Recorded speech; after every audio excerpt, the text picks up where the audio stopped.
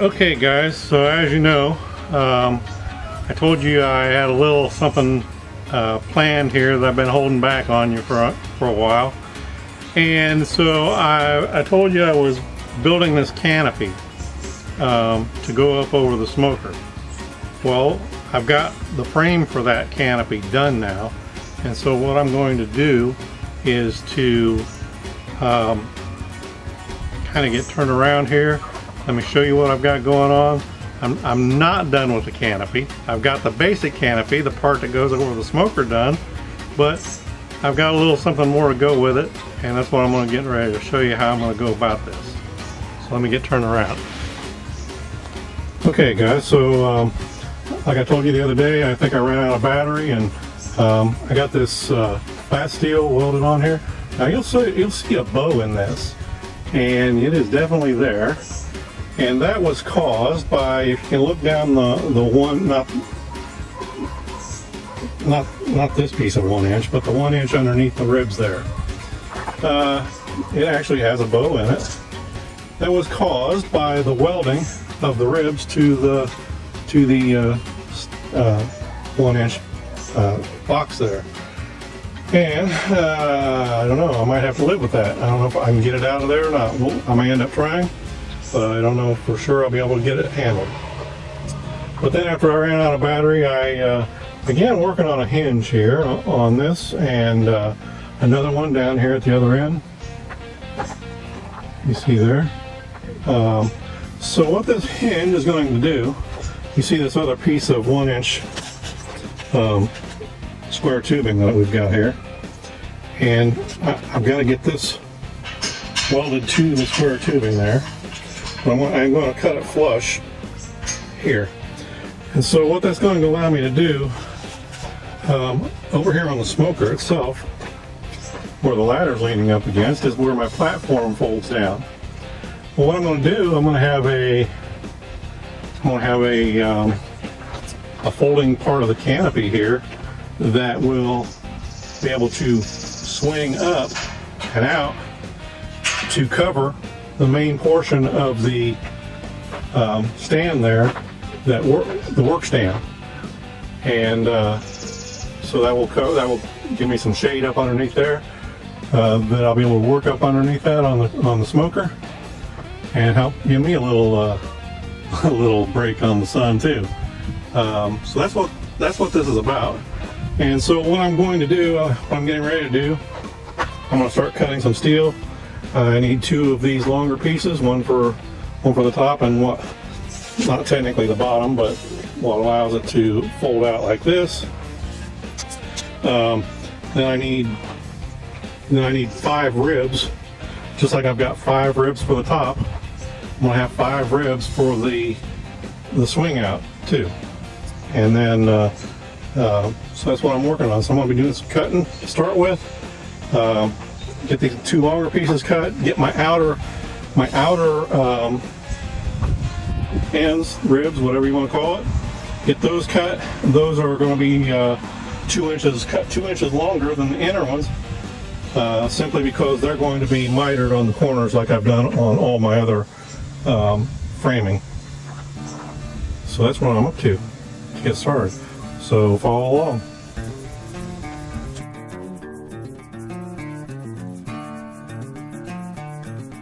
See if I can find my earplugs down in here. Actually, they may be inside. There's one. There's the other. I do try to protect my ears.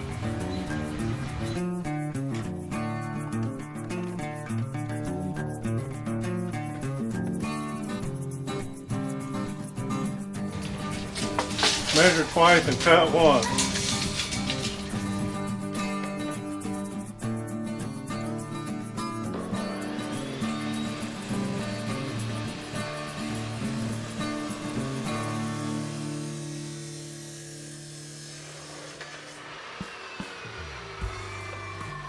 Believe it or not, there has been more than once where I will end up marking my fraction on the wrong side of the inch mark. and I end up with an inch too short a piece of whatever it is I'm trying to end up with. And that's not a very good thing.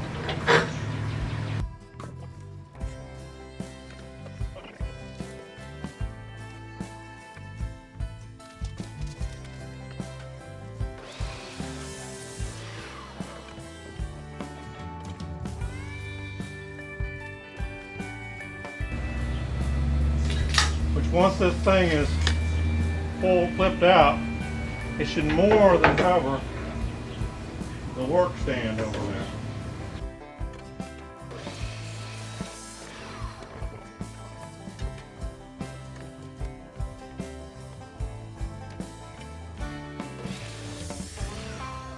So that's my outer pieces for the frame. So now I need 3 pieces that are going to be 38 inches long. And the reason being is because they're going to fit on the insides of the frame like that, and will not be mitered, whereas these are going to be mitered at a 45-degree angle.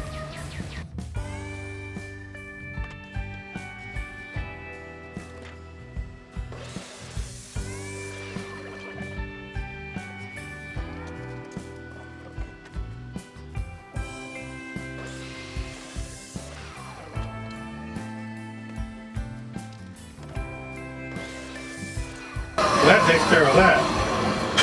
Now, we need to miter this. And I can find the right tool here. This will be it. What I need is a 45-degree angle on my saw here. This is just a tool that's going to give it to me.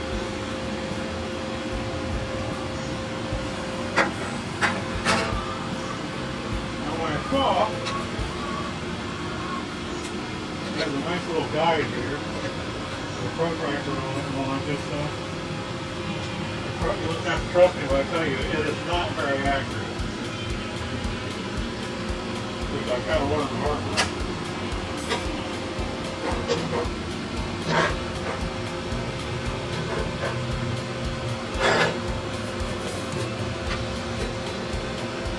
Right there, it tells me it's 45 degrees.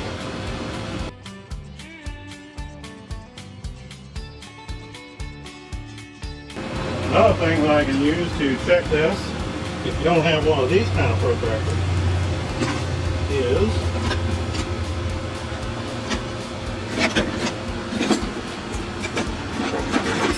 a good old cartridge square. Because this has a 45-degree angle on it right here.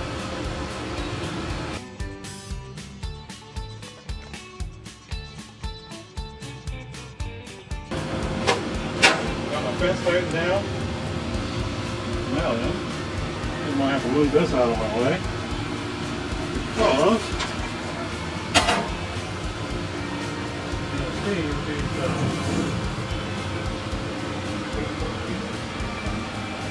they're out like that. I gotta get some help over here. I'll be right back. Okay, so my help is a couple sawhorses here with a couple pieces of 2x on there to help hold the weight out here on the end, because it's kind of hard to run the saw with one hand and try to hold the other end up out here.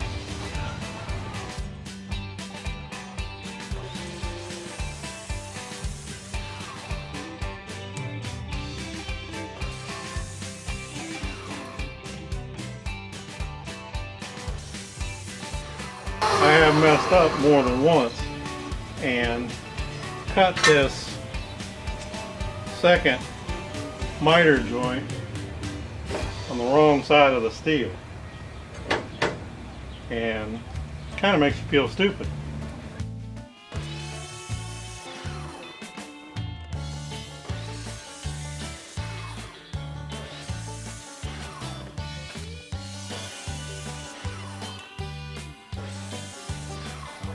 I think I can do away with the saw for now and get some of this other stuff moved out of the way, including my truck moved up a few feet, and see where we'll go from here. Okay, so my next mission here is to take all these pieces of steel that I just cut, and if you can see, it's got this nice sharp edge on it. Now this is not one of the pieces that I'm working with.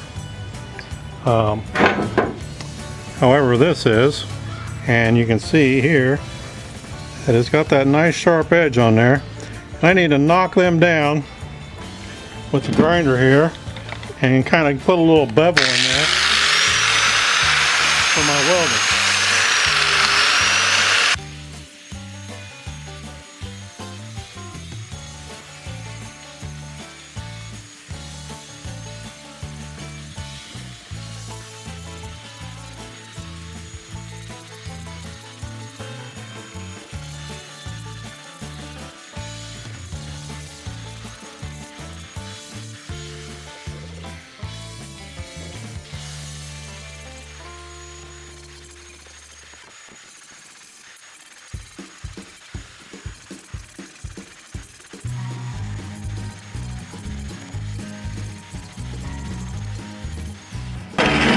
Got a nice little bevel in there on all of these, and what the purpose of that is so when you're welding, it's got a little bit of a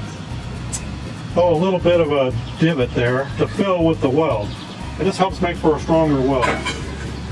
So those are my 3 inner pieces, and then these 2 are my end pieces, and then the top and bottom again. Now the next thing I'm going to do here in just a moment is I'm going to take and I'm going to get the hinge pieces welded onto the one piece of the top. Before I do that, I want to talk to you a little bit about safety here. Now, back in the day when they had shop classes in school, one of the big things that they always taught us, in fact, they would have not videos, they had films back in those days. And what they would do is have these films and on safety, and one of the big things that they would teach you, and ladies, especially ladies with longer hair, jewelry and that kind of stuff, then you got to worry about things like this here angle grinder, drills, bandsaws, all that kind of stuff that has moving parts. If your hair or your jewelry gets caught up into that moving part, that machine is not, your body is not going to slow that machine down. It will drag your body right into the machine, or in the case of your hair, it can actually scalp you by pulling your scalp off of your head. And definitely not a good thing to do or to have happen. Now you can see I've got this cooling towel around my neck, but the thing is, this thing can just be pulled off just like that, and it's not around my neck. Now things like jewelry, as far as necklaces and things like that, that can be a problem because it does go around your neck. Another thing to watch out for, and I don't have one right now, is a wedding band, but that kind of thing. Now when I was taking classes for heating and air conditioning, that was an issue when you're working around electricity, because gold is a very good, or gold or silver, either one, is a very good platinum. Might as well go there too. Some people have platinum wedding bands. They're all very good electrical conductors and can lead to problems in that kind of a situation. They can also actually, if they get hooked on something, actually kind of strip your skin off and leave you meatless with and be a bad situation. The one thing that I do wear, and I probably shouldn't, is my wristwatch. And you can probably tell I spend a little bit of time out in the sun with my watch the way it is. But it could conceivably be a problem. So I just want to, in case my daughters were watching this, my son's watching this, I would certainly want to tell them about this kind of safety aspect. And when you're working around moving tools or tools that are electrically driven, they can cause serious injuries real fast. And even if you're not talking about your hair or your jewelry, this grinding wheel right here, and definitely takes, if it'll take this steel off, it'll take your skin off real quick too. And I can attest to that more because on more than one occasions I've had it happen in the process of building this. That kind of thing can be one of the hazards of doing this kind of work. But as I told you in an earlier video, if I was really worried about getting hurt, I wouldn't have started this project in the first place. So, next thing is to get these hinges worked on for these for this flip out. So that's where we're going. Now, and what I did down the way, and what I'm getting ready to do here, is use my welding magnet and come up underneath it with that. And that's going to hold this piece of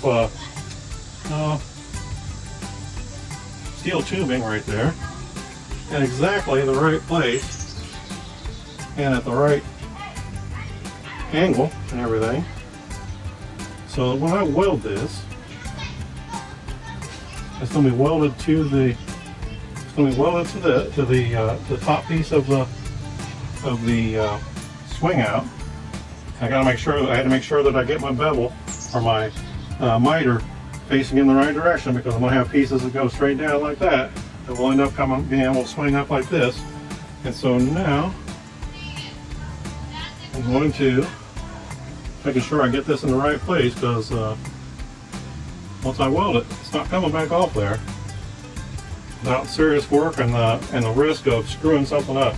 So there we've got it, exactly where we want it. I've already done the one down at the other end, so I'm going to get this tacked on here, and then once it's tacked, then I don't have any need of the magnet, and I can go ahead and pull my piece of steel off, and I can go about welding my the rest of the frame together. So that's where I'm headed.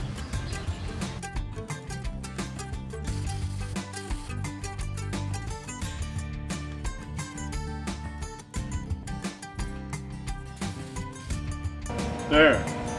Now I'm satisfied it's tacked. Now I can take it down off of there and play with it and do whatever I need to do with it.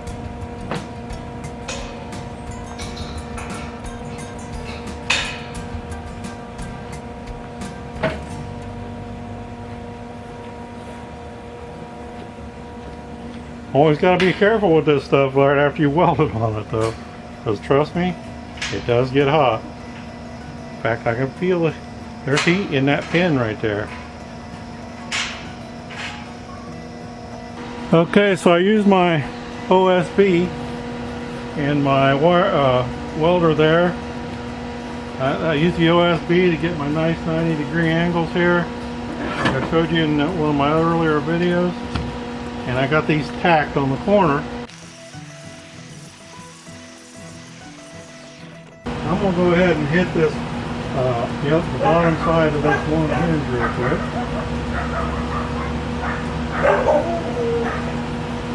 Since it's right here in front of my face.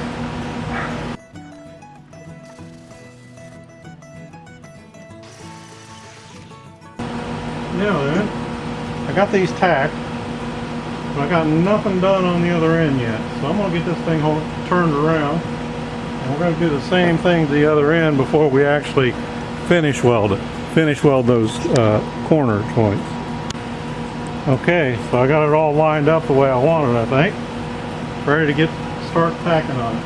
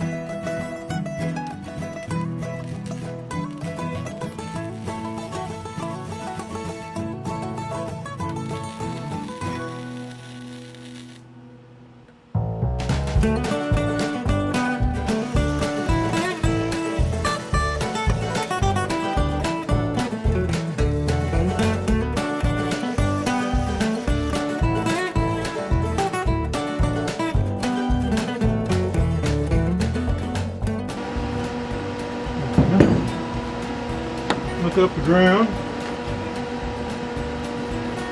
I want to try to pull that in a little bit right there. It's working. So I'll do that while I'm trying to weld at the same time from over here.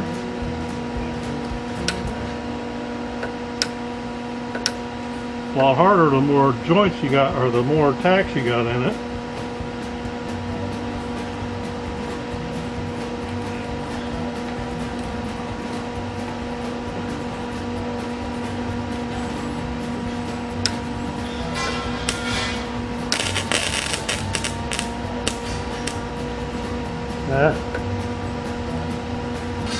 That's why I hate welding one-handed, because my left hand is usually my guide hand. Okay.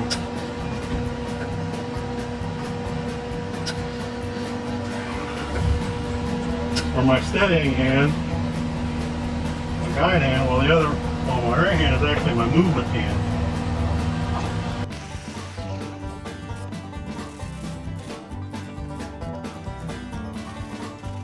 There we go. So now, all four corners have been tacked. I'm going to come back and I'm going to hit this hinge right here.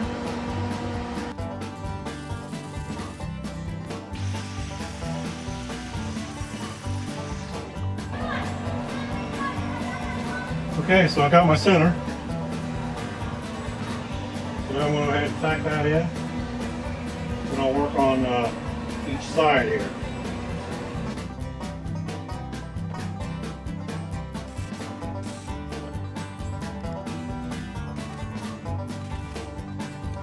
Need to find out the center on these. Remember, I laid my handy-dandy tape measure.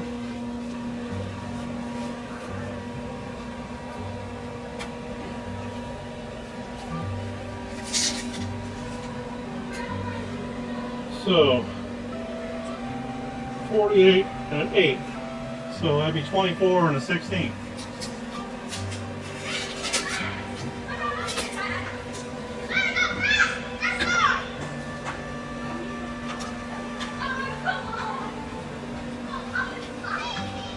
And a 16.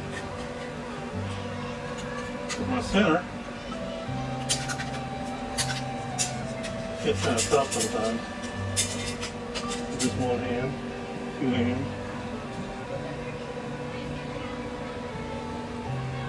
So we move a ½ inch back and a ½ inch forward. And that's where the edges of my cross piece should be.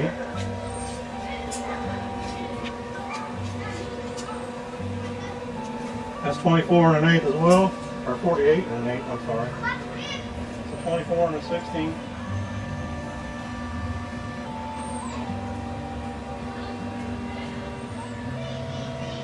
½ inch back, ½ inch forward. That's where my cross piece should be.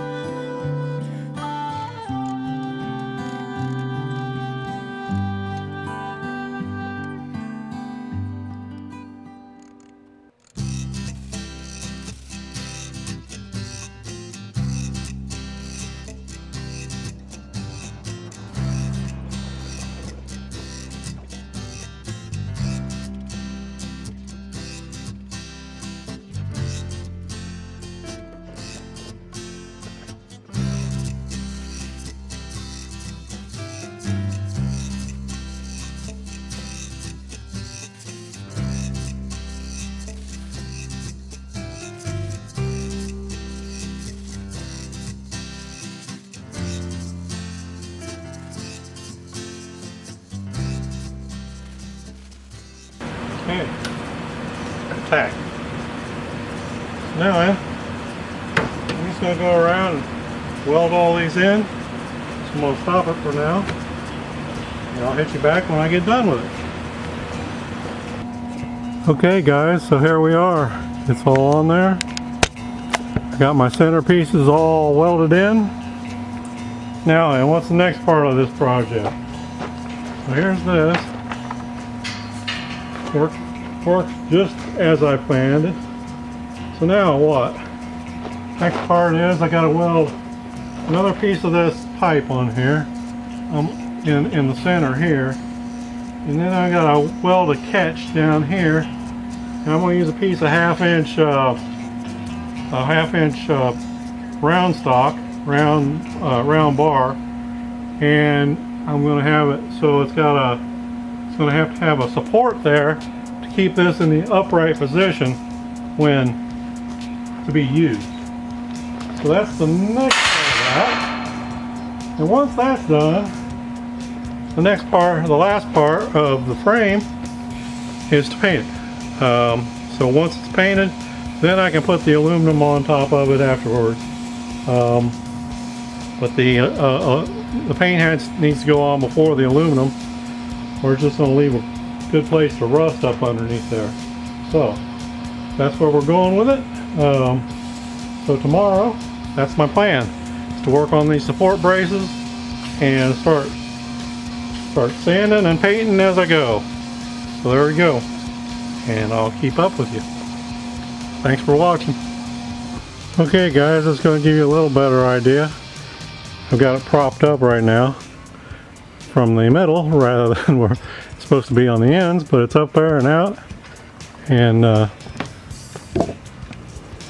you can see, you know, kind of what the idea is here. If I can keep from falling over stuff here while I'm trying to give you a view here. So it sticks out, and it's going to stick out over the work area there. That way, if I happen to be working in the rain or whatever, I can be under some cover there. Not have to worry so much. And see the top there will overlap over the top of this, and let it run off the edge over here. So there we go. That's basically the whole frame standing up. Whew, I'm tired. So my battery's about ready to run out. So I'm going to end this right here. So thanks for watching guys. I just wanted to get this in here and show you what was going on.